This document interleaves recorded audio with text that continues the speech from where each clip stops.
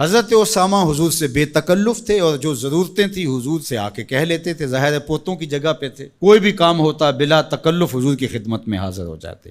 حضرت اسامہ بن زید کہتے ہیں ایک دن رات کا ایک حصہ بیت چکا تھا اور مجھے حضور سے کوئی کام، کوئی حاجت حضور سے جڑی تھی اور اس کی تکمیل چاہ رہا تھا، تو میں رات کے وقت ہی آ گیا۔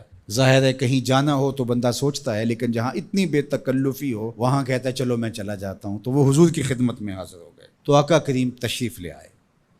اللہ اکبر! حضور علیہ السلام نے ایسے ہی چادر لپیٹی تھی اور حضور کے اطراف میں ابھار تھے، لیکن مجھے نہیں پتا تھا کہ اندر کیا ہے، تو میں نے حضور سے حاجت کہی، حضور نے میری حاجت پوری کر دی۔ فلما فرغت من حاجتی، جب میں اپنی حاجت سے فارغ ہو گیا، جو میرا کام تھا وہ ہو گیا، تو پھر میں نے یہ سوال کر ہی لیا، قلت ما ھذا الذی انت مشتمل علیہ، میں نے کہا حضور یہ کیا ہے جس کے اوپر آپ نے چادر ڈال کر ڈھانپا ہوا ہے؟ فکشفہ، تو حضور نے کچھ بتانے کی بجائے چادر ہی کھول دی۔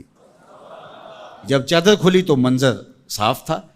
میں نے کیا دیکھا سنو، حضرت اسامہ بن زید بن حارثہ بیان کرتے ہیں، فائز الحسن والحسین علی ورقہ، ایک پہلو سے امام حسن چمٹے تھے اور ایک جانب امام حسین چمٹے ہوئے، دونوں نے حضور کے پہلوؤں سے جفی لگائی ہوئی تھی، حضور علیہ السلام کے کشہین سے، حضور کے پہلوؤں سے لپٹے ہوئے تھے۔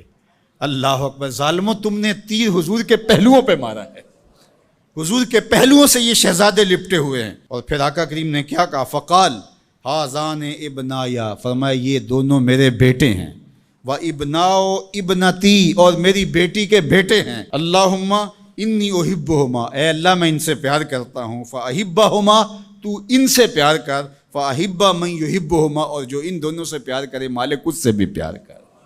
اللہ اکبر! حذیفہ بن یمان اپنی ماں کی مغفرت کا سوال لیے حضور کے پاس حاضر ہوئے تھے، اور آقا کریم نے ان کو یہ خبر بھی دی، حذیفہ سنو، یہ فرشتہ میرے سامنے حاضر ہے اور یہ میری فاطمہ اور میرے حسن حسین کے لیے جنتیوں کی سرداری کا مجدہ جاں فضا لے کر آئے ہیں، پیغام لے کر آئے ہیں، بشارت لے کر آئے ہیں۔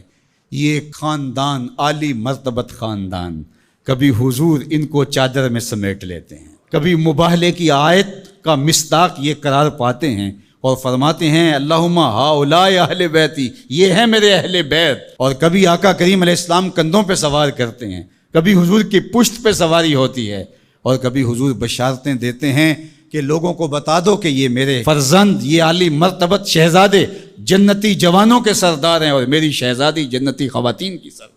یہ عالی مرتبت خاندان جن کی عظمتیں اتنی بلند ہیں اور جن کی رفعتوں کے پھریرے لہرا رہے ہیں، تو جتنا اونچا منصب ہوگا امتحان بھی تو اتنا اونچا ہوگا، جتنی بڑی شان ہوگی تو امتحان بھی اس کے مطابق ہوگا۔ پھر 10 محرم کو جو امتحان ان شہزادوں نے دیا اور ثابت کیا کہ ہم سرداران جو جنت ہیں وہ ایسے ہی نہیں بن گئے، کیسے کڑے امتحان سے گزر کر کے ہم اس مرتبہ رفیع کے اپنے آپ کو حقدار بتا رہے ہیں۔ کوئی یہ نہ کہے کہ پیغمبر نے اپنے نواسے جان کے ایسے ہی بشارت دے دی تھی اور یہ عظمت ان کو حاصل ہو گئی تھی، ورنہ ان کے اندر کیا رکھا تھا۔ اب زمانہ دیکھے کہ جو حسین ابن علی نے کر کے دکھایا ہے، زمانے میں کوئی دکھائے تو صحیح۔ عظمتوں کی جس مسند پہ بیٹھے شہزادہ رسول دکھائی دیتے ہیں اور شہزادی رسول دکھائی دیتی ہیں اور امام حسن دکھائی دیتے ہیں، یہ الگ الگ عنوانات ہیں، جس عنوان پہ آئیں تو ایک کائنات بسی ہوئی ہے۔ اللہ جل شانہ ان شہزادوں کی برکت سے ہمیں دین کا حقیقی شعور عطا کر دے۔